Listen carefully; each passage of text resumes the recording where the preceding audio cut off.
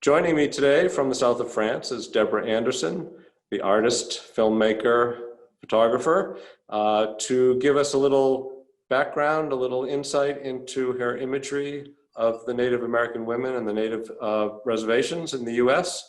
And welcome, Debra. Thank you. I have to say, firstly, thank you so much to you, Doug, for putting this together, because I know how hard it is to put a show together. I've done quite a few with the Leica Gallery in the past couple of years, and it's a feat to try and bring it all together, and it looks so beautiful. You've done a wonderful job, so thank you so much. Thank you. Well, I'm going to turn my camera around now so that I can show you what the room looks like. Mm-hmm. And it's pretty good. Looks beautiful. Mm-hmm. So we'll go over here to start, and we have a couple of portraits. Yes, so those are photos of Deliciena chief eagle. So when I took photos of her, it's almost like she shifted from this male energy to this feminine energy throughout this little series that we did. And this one with the red tear coming down, the blood tear, the idea of speaking to the tears that have been shed by the Native peoples over the centuries. And I found this to be a very sort of delicate way to express the sadness that they've endured and the continuum of the genocide that they've endured over the years. So the next one, next to her with the handprint, very much the same, the idea of no more silencing of the voices of these women. And so when I created this image, I searched high and low on the internet. I looked for this image to see if there was this red handprint having been done already on Native peoples and on a Native woman, and I didn't find anything. So I created this image. We have it with the eyes open, with the eyes closed, and I put it out onto the Facebook and social media outlets, and the photo went viral within the Native communities. And what I since noticed in the past couple of years is how much the Native communities have been using that image of the red handprint on the mouth. So I'm hoping that I was a big part of the beginning of that story for people to voice their story through the silencing of their past. And that handprint has been used by many different types of people as a symbol, is that correct? Yeah, since we did this image, I noticed that most of the women who've been carrying the red handprint have been using it to voice the murdered and missing Indigenous women, the wanting to stop of the silencing of their voices. And pretty much, you know, it's now thousands of images you can find of these amazing Indigenous peoples that have been using that as a symbol of hope as well, you know, to wake people up. Great. So here we have a couple of images from the reservation. Yeah, this is at the entrance of, when you're coming from the north down through South Dakota into Pine Ridge. This is the old original sign. So I took a photo of that. It's barely standing. However, it's still so poignant, as it was the first sign that was put up to signify the entering into the reservation of Pine Ridge. So these teepees are actually shot in Santa Fe. I cheated. You know, being that the Native peoples all live in these corrugated iron dwellings, the lack of, what I felt, the lack of the teepee energy was immense, because they were taken out of their housing over 130 years ago. And the Lakota people were peoples that lived in teepees. So they were removed from their dwellings, and they were put into what now they live in, which you'll see more in the film as well, on the reservation, really into these tin cans that a lot don't have electricity or running water. So I didn't actually see many at all on the reservation. Drove down through Santa Fe to photograph and interview a woman who's in the film, Vandy, and we saw these beautiful teepees. So I had to take those images just to bring that to light, that they actually don't have them anymore. So here's a couple of pictures that you've taken from behind. I just find the beadwork to be so exquisite, and they use a lot of quill. So a lot of the quill work and the beadwork a lot, these pieces that are made, this woman, her name's Maxine, they're both the same woman, and she hand does all her own regalia for the yearly powwows, and they really stick to the tradition of how they used to do it back in the day, and it's just mesmerizing. Now we have some dance happening. Yeah, the fancy shawl. So the top is the fancy shawl. She's a young girl. Again, this was in Pine Ridge, and this was at one of the powwows. You know, you can't really take a bad picture. The movement is so beautiful, and when you're hearing the drum and the sound of the singing, there's just something that really pulls you back into the way they used to be and celebrate and do ceremony together. So that's a fancy shawl dancer. And then underneath, you've got the ladies that were standing in a row at the powwow and just looking at the beadwork of the bags. And they do all this handwork themselves. It's quite astonishing. That's great. And a couple of more scenics. We have the Mustangs. The wild Mustangs, yes. We spent the day whilst filming all the four-legged, the winged ones and the creepy crawlers. We went out one day just to literally shoot just all the animals for the film. And for this, it was the sunrise, and we were up super, super early, and we had a drone that took off. And as soon as that drone took off, the horses took off running, and we followed them through the forest. It was quite spectacular. Very early in the morning, very cold. And this one's Deliciena Chief Eagle. So she is a horse racer, the lady who's in the first few pictures. And this is her on a horse, and she hand painted the horse. So when she does her races, she also hand paints the horses. Here she's wearing something more in tradition to when she does her dancing. So I captured her on her horse, sort of more, you know, wearing the beadwork of the moccasins and such. Great. And I noticed that you spend a lot of time thinking about light. Most photographers do spend a lot of time thinking about light. And you've captured the sun beautifully in this image. Yeah, you know, the Leica SL, the camera that I used, it does something with the flare of the sun. So none of these have been retouched in a way to shift the way that I shot the image. A little color correction, definitely, shadow and light. However, this is all about the sacred hoop and the idea of us all coming together as one. And it's something that they speak to a lot in the Lakota understandings. And so this is Deliciena holding the hoop up to the sun. And I know that you've focused on a lot of elders, and I know that there's a story behind this woman. Well, Carol Einrope Herrera, she was the lady that invited me to come onto the reservation. It's not a given that you get accepted onto the reservation. She was somebody that was introduced by way of my co-producer and also cinematographer, Kamiko Hayeshe, who knew her family. And she said, you should speak with Carol about the idea of making this film, and maybe she can help or maybe not, but just speak your truth and she'll help you understand if it's going to work or not. And this woman was just everything. She showed me everything. She was the one that invited me in. She introduced me to all the women that are in the film. And unfortunately, she wasn't in good health. However, she helped me throughout the editing process of the film. And I had her be privy to all the edits so that I knew I was doing it the right way. And she watched the final edit of the film back in September of last year. And she said, you did it. And then she passed away a month later. But she was really the reason why I was able to go in the first place. She's the keeper of all the wisdom. And now I have her voice, her stories imprinted in the film. So you'll be able to really hear her stories and her understanding. And, you know, the prayer is that many, many people will get to be witness to those stories, which is wonderful. And I guess you got her final blessing, having seen the final edit. I did. That's great. So here's a couple of more scenics. Yeah, this is actually this town is called Scenic, funnily enough. And it's just before you enter into Pine Ridge, where that old sign is.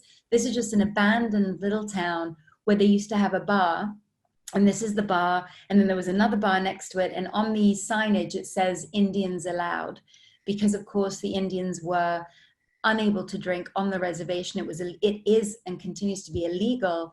And of course, the idea was to get them drunk anyway so they could steal their land. So there was just something very eerie about these two bars with all the buffalo skulls on the top of this one bar. It's very interesting, but it's a ghost town. Nobody's there. So it was quite beautiful to photograph. So just the work on these pieces that they wear for the dancing and the ceremony, for the powwows, I was just so taken by this man with all the eagle feathers, and he'd handmade everything himself. It was pretty spectacular. So I'll just interject for a second. You've done a little bit of toning to these images, or created a color palette. Can you talk a little bit about that? Yeah, I was privy to some old photography that really shifted the way that I wanted to create these images. I knew I wanted it to look timeless. I wanted it to have a feeling that it was old, and at the same time, maybe not.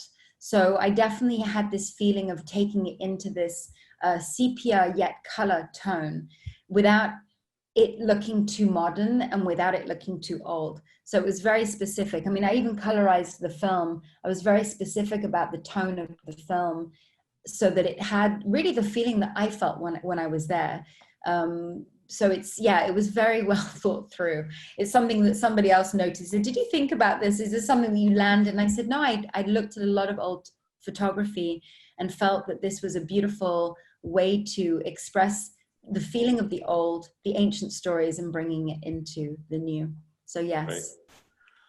So more on Deliciena. This we end up, well, because of the image going viral with the red handprint, I realized that the American flag upside down is a meaning of distress, and so I liked the idea of being able to use that as an upside down American flag on her face. Yeah, so yeah, this was also shot in Santa Fe in Taos, and the young girl in the photo is Lakota, and she lives with Vandy, who is in the film. They're both featured in the film with her wolf dog. So we had them on the edge of this mountain dancing with their fancy shawls, which is in the film. And this image is just, it says so much. It's like looking out into the future, what that brings, and sort of the hope for something beyond what they're having to go through right now. So Tata is the name of the girl that's in this image. It really, and the sky, it was just exactly as it was, and very little colorization on that. It was quite beautiful. Great. And again, you have, sorry, reflection. There you go. Yeah, no, it's okay. That's Deliciena, and the idea again of the suppression, the holding back, the holding down, the man's hand on the woman. That's what this really inspired in me. And at the same time, I will say, people can make their own assumption as well. The idea of art is to inspire and to bring a conversation to the table. And people have asked me before, but what did these mean with the handprint, the blood? And my first answer was, what does it feel like to you? So there's, as much as to me, it feels like this suppression and this conversation around finding our voice again, it's really left up to the audience as well. I don't want to be so cut and clear about what it is. I think it's really open for interpretation. The last image I'll point your way is a sort of self-portrait. It is. That's Deliciena and I, and it was actually shot by Matthew Rebula, who is my co-producer and assistant on the film, who is just amazing. And I'd set up the shot because I'd been shooting her, and I said, could you come over and you press the button? But I have to give him the credit because at the end of the day, I didn't actually take it. But it was definitely, again, a message of just a connection, my Indigenous side, being able to connect to who I am with as I expressed a little bit in the video that I did for the opening of the film, that I am Indigenous to the islands of the Caribbean. So the interesting thing with Deliciena, she looks like my sister. And we get on so well, and she's just a force of nature. And it was really a privilege to be able to sit next to her for this photo.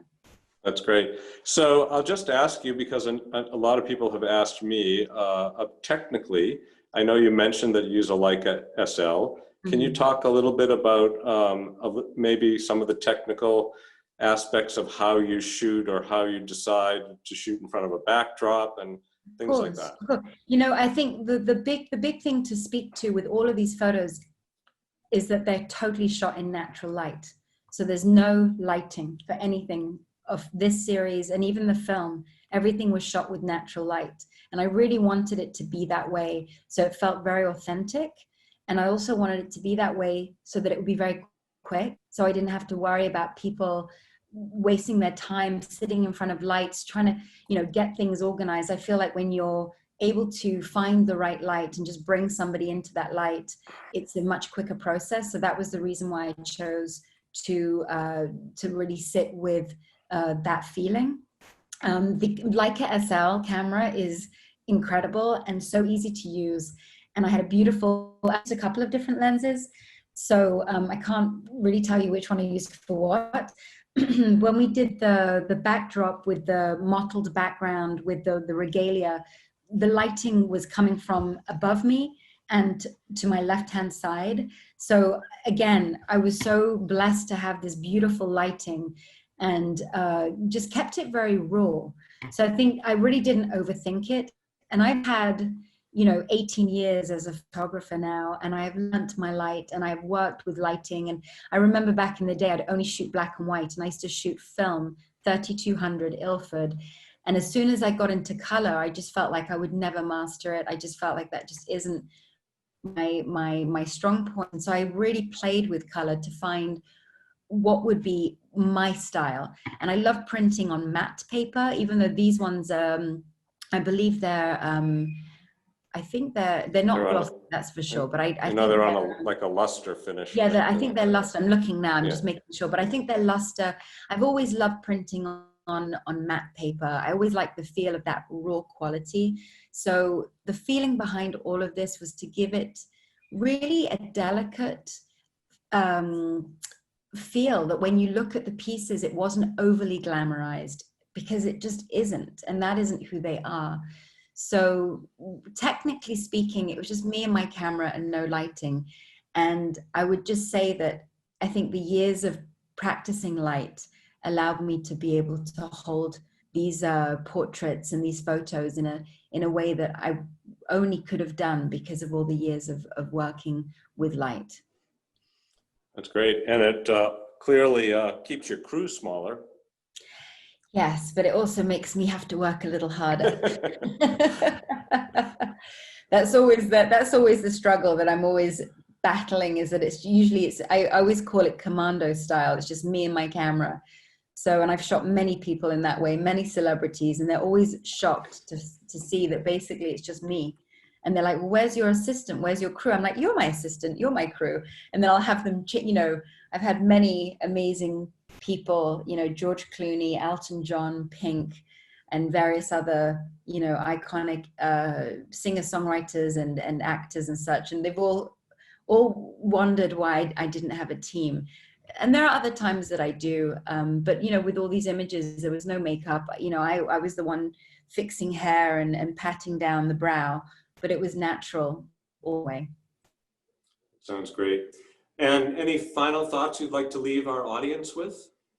Just, you know, deep gratitude for the time that you're taking to come and actually look at these images, and hoping that it'll open up some part of your heart to really want to delve deeper into understanding the current situation on the reservations, and really just all Indigenous lives across the globe. You know, they're struggling on so many different levels. And so for me to be given the opportunity to go and be privy to these stories is a life-changing experience. And I continue to speak with the women, and I continue to push this agenda to get this film out, so that people really will be shifted and hopefully do something within their own communities with the Indigenous peoples that are living probably in such a close proximity, you don't even realize it. Right. Well, that's great. And thank you, Deborah. Appreciate the time. Hopefully we can get you here in person someday. I know, and you know, I know you mentioned I'm in the south of France. I have family here, and I moved a month ago from America after 20 years, and you know, just so much going on. I just felt like I needed to have a shift and have an opportunity to show the work here. So already I've done some private screenings, and I now have a couple of names that have now attached themselves to the film, including The Edge from U2, the band U2. He watched the film, was deeply moved, and he really wants to help support these women and help support the film. So I continue my mission, even though I'm not in America. I'm still very committed and very connected to everything that's happening with the indigenous peoples. Great. So one final question, any insight into what your next project might be? Interestingly enough, you know, even though I still got to get this film out into the world, and my prayer is that we get enough donation to get this finally done and out, is really I keep having this calling to the lost language of Mother Earth, and to speak to the peoples that still hold that language. So I'm praying that I'm able to travel and meet with different shamans and different peoples that still hold the wisdom of Mother Earth, so that I can gift that in a film to others, so they can understand truly how powerful she is and how we need, so much so, need to reconnect with her. Great. Well, thanks again. And we'll talk to you very soon. Yes, thank you so much. I see the light is dimming in here. I'll soon be in darkness. Right. Thank you so much. And thank you all, everybody that's taken the time. And I hope you enjoy the show. And I hope if you get to see the film that you enjoy that. And you can check out more information on the website, womenofthewhitebuffalo.com. Thanks and good night. Thank you. Thank you so much.